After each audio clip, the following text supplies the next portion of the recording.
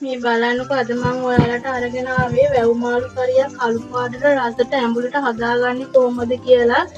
ඔයාලටත් ඒ විදිහට හදාගන්න ඕනද? එහෙනම් අපි බලමු මේ වීඩියෝ එක.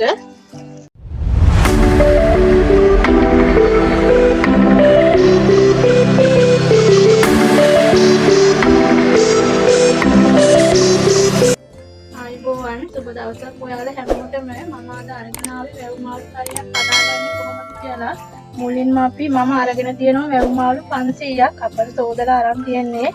සෝදලා ගත්තට මේ විදිහට හොඳට සෝද ගන්න ඕනේ. මේ තියෙන කළු පාට ගතිය නැති වෙන්න ඔයාලා හොඳට සෝදලා අරගන්න.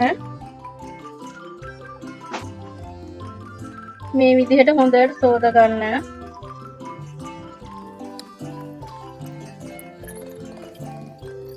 මේකට හදා ගන්න ඕන දේවල් ටික ඔයාලට කියන්නම්. මම මේකට අරන් තියෙනවා කරපිංචා රම්පකොළ දෙකක් වගේ අරන් තියෙනවා. තක්කාලි, අමු මිරිස්, සුදු ලූණු, ලොකු ලූණු ගෙඩියක් අරන් තියෙනවා. කුරුඳු, ගොරක අරන් තියෙනවා. ගම් මිරිස් අරන් තියෙනවා. මිරිස් 3-5 කහ අරන් තියෙනවා. අපි දැන් බලමු කොහොමද හදාගන්නේ කියලා.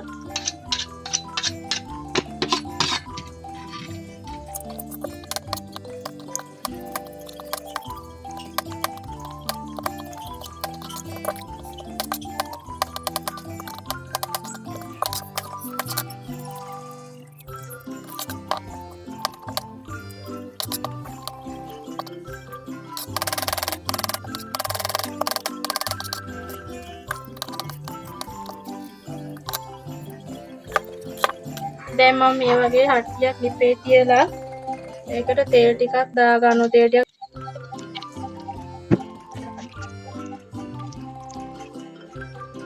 දැන් ඔන්න රත් වේගෙන තෙල් ටික රත් වේගෙන යනකොට මුලින්ම අපි සුදු ලුණු එකතු කරනවා.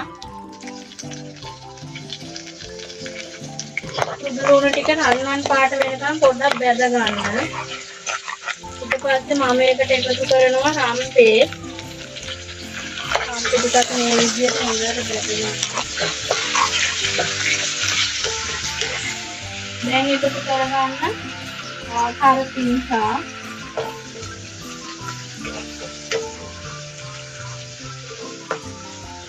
ඊට පස්සේ අමු මිරිස් ටික, ලුණු ටික එකතු කරගන්න.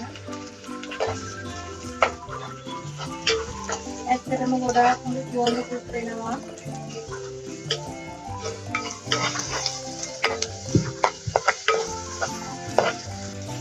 මේ විදිහට හොඳට තෙලේ ටෙම්පරාදු කරගන්න මේ ටික. ඊට පස්සේ මේකට මම එකතු කරනවා කුරුඳු කෑලි 3ක් වගේ එකතු කරගන්නවා.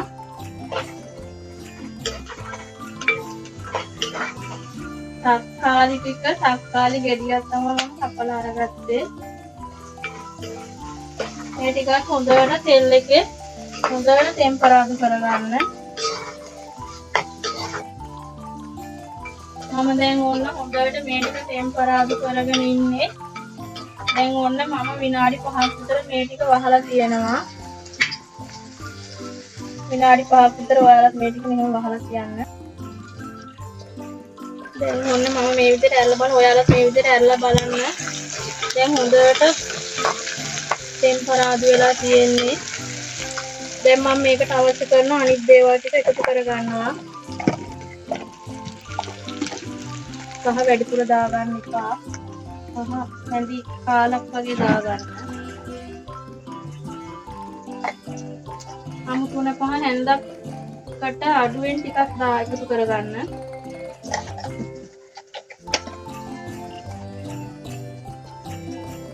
මිරිස් කුඩු හැඳි 1/4ක් එකතු කරගන්න. ලුණු කුඩු එකතු කරගන්න. ඔයාලා ගන්න වැව් මාළු වල ප්‍රමාණය අනුව ලුණු කුඩු එකතු කරගන්න.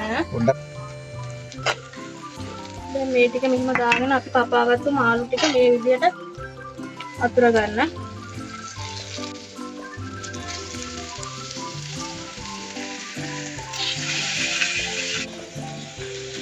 දැන් මේ ටික මේ විදිහට අතුරගෙන වතුර කෝප්පයක් විතර එකතු කරගන්න.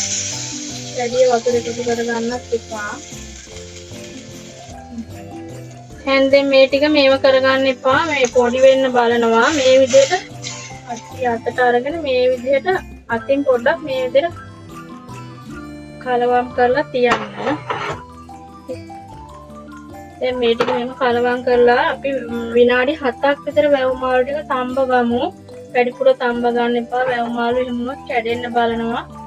අපි විනාඩි 7ක් විතර මේ විදිහට මාළු ටික ගින්දර අඩු කරන්න. ගින්දර අඩු කරලා අඩු ගින්දරේ මේ විදිහට තඹ ගමු.